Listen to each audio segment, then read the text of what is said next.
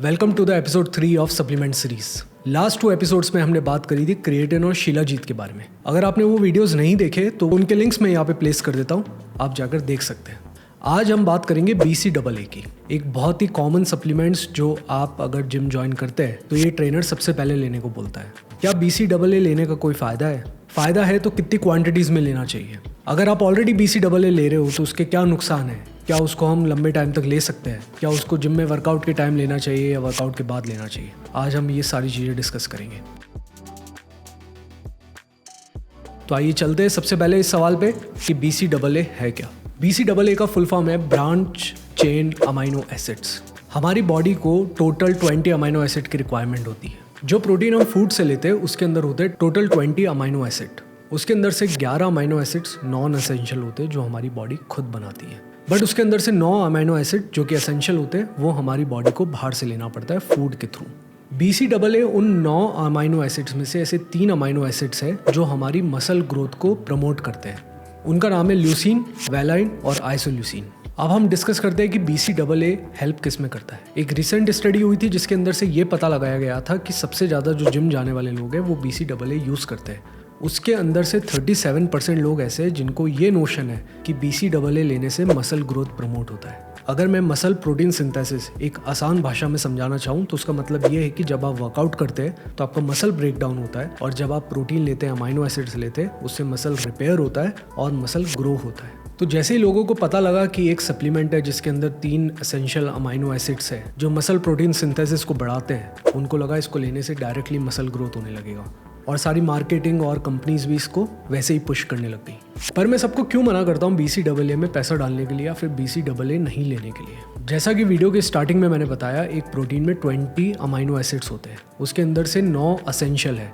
BCAA supplement आपको उस 9 में से सिर्फ 3 अमाइनो एसिड्स दे रहा है, 6 अभी भी बाकी है।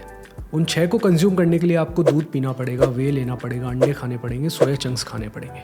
तो मेरा कहना यह है, अगर आप 2-2.5 हज़ार रुपये BCAA के सप्लीमेंट लेने में लगा रहे हो, उससे अच्छा एक वे का सप्लीमेंट खरीद लो, उससे आपको एटलीस्ट सारे अमाइनो एसिड्स तो मिलेंगे। पर अब बात करते हैं साइंस की और रिसर्च की।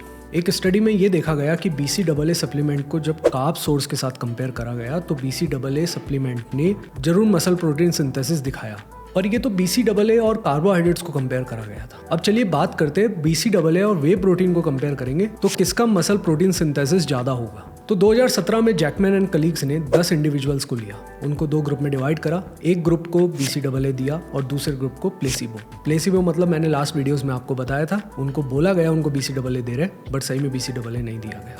और जैसा कि मैंने अभी वीडियो में बताया, उनका BCAA लेने से मसल प्रोटीन सिंथेसिस जरूर इंक्रीज हुआ, बट ये इंक्रीज ओवरऑल 50% कम था वे प्रोटीन के कंपैरिजन में। 2019 में एक और स्टडी करी गई, उसके अंदर एक ग्रुप को BCAA दिया और दूसरे ग्रुप को 30 ग्राम दूध। जब उनका मसल प्रोटीन सिंथेसिस कंपेयर करा गया तो देखा गया कि BCAA और दूध के कंपैरिजन में दोनों का मसल प्रोटीन सिंथेसिस सेम था।